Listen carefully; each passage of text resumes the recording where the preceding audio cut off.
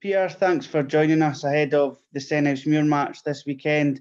First of all, let's just look back once again at the Dumbarton match from last Saturday. A convincing 5-1 victory. You must have been really pleased with the way we've got off to a good start at home. Yes, the biggest thing, as I say, was enjoyment of coming out to supporters here again. I think we can't hide away from that fact. We've been desperate for people to get back into the matches.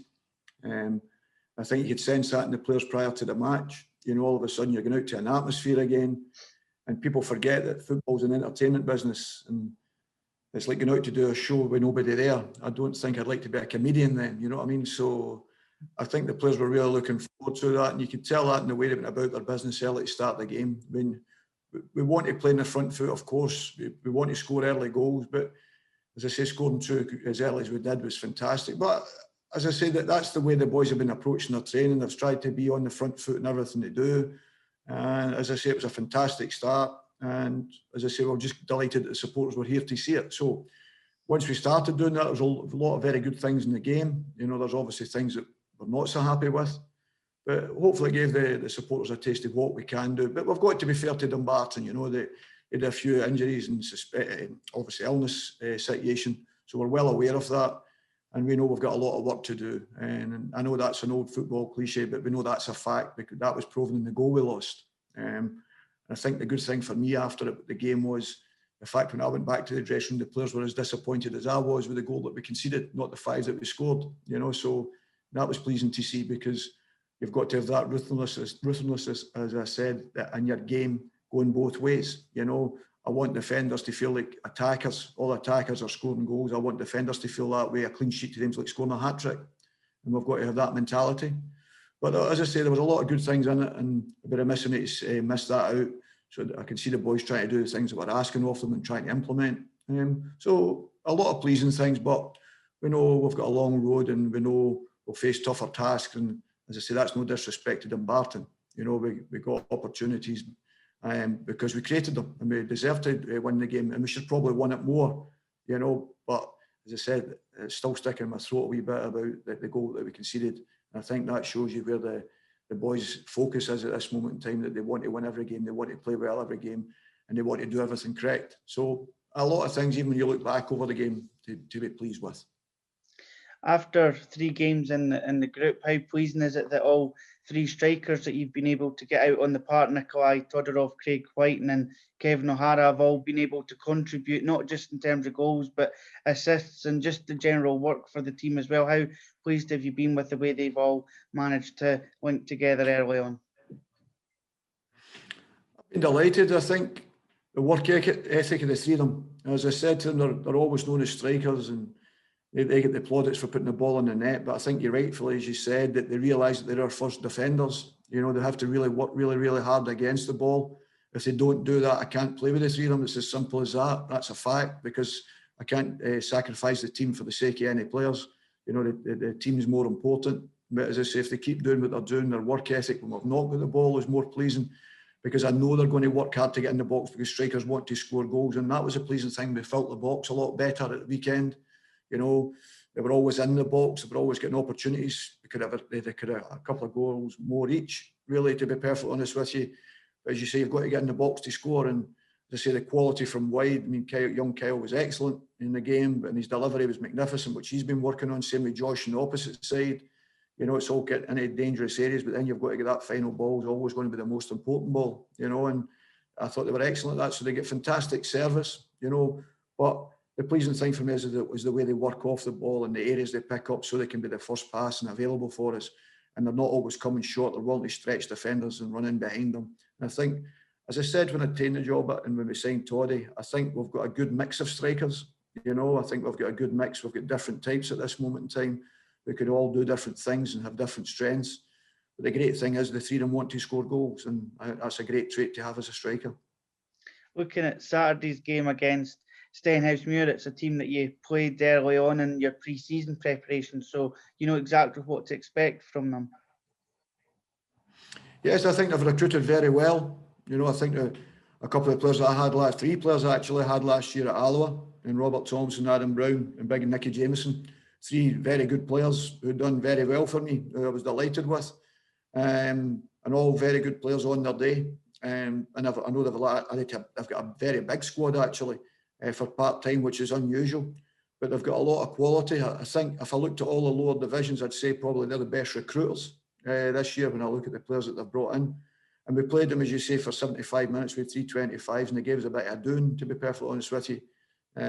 So we're well aware that they've got the quality. And we know, but we know every game we go out to play, there's a bit of paper between everybody. If you don't do your job right, there's a chance you'll get punished. You know, and we're very much aware of that. So we've set a standard for ourselves. And it's not, as I said to the players, they set the standard. You know, we give them the guidance and the help and try and push them in the right direction.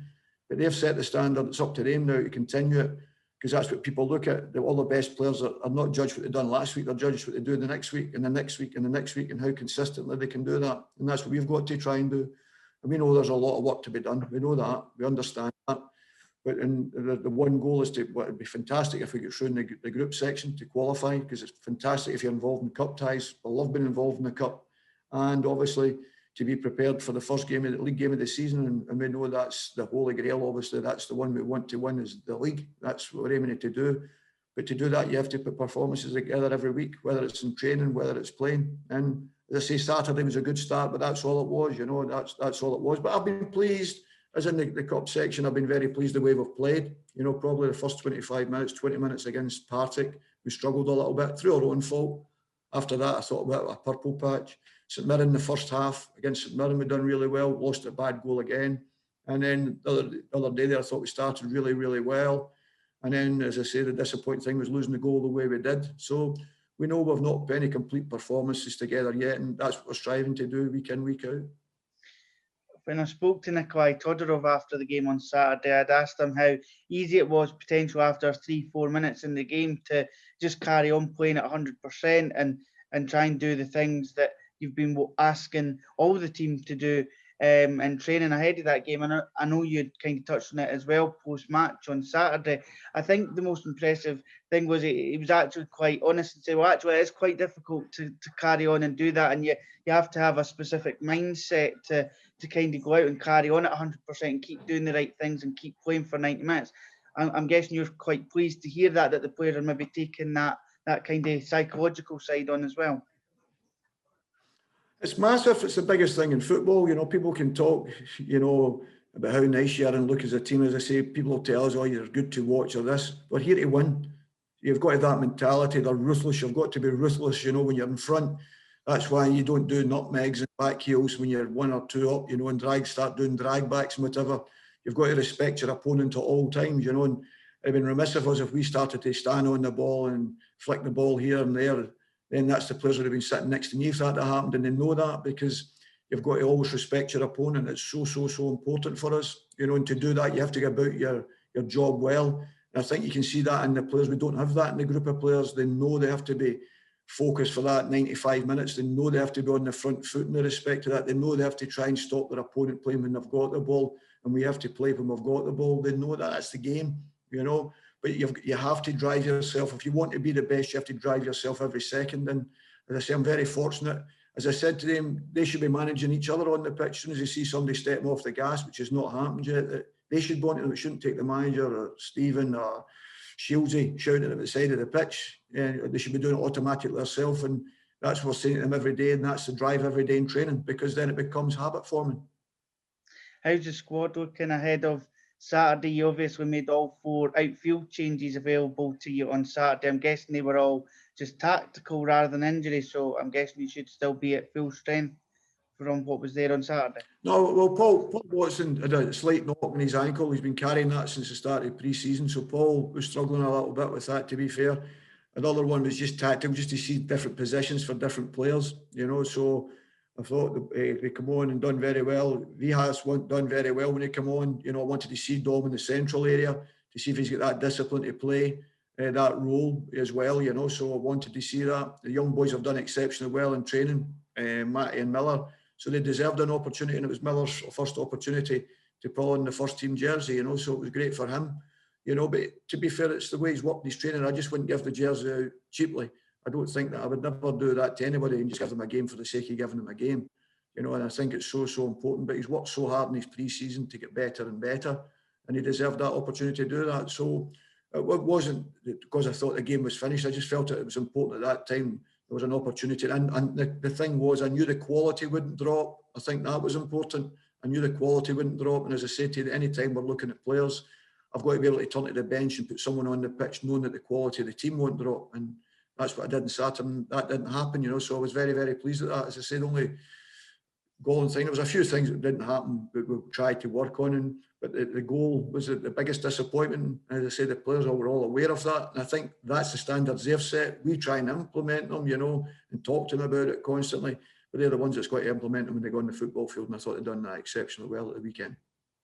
The four guys that were already out, Ryan Dow, Lewis Martin, Ian Wilson and Lewis McCann, any update on their situations? We're all improving. You know, young Lewis will go in for an operation this week, Lewis McCann, because we just felt he's had a groin problem for too long now. So he's probably going to be missing for the next 4 to 6 weeks. You know, but this was something that was here since January, and obviously we've just got to the bottom of it now. So we're delighted at that, because it means then we can get him back definitely for within the 6-week period. We'll be delighted because we feel he's could be an asset to us. You know, Ryan is getting closer, Shuggy's getting closer. Young Lewis is just monitoring because his is not an injury, as you know. It's something we've just got to watch at this moment in time. But we're pleased the way they're all going. They're all going in a positive direction, and that's the biggest thing. So, and that's the most pleasing thing. And as I say, they'll be fantastic assets when they get back.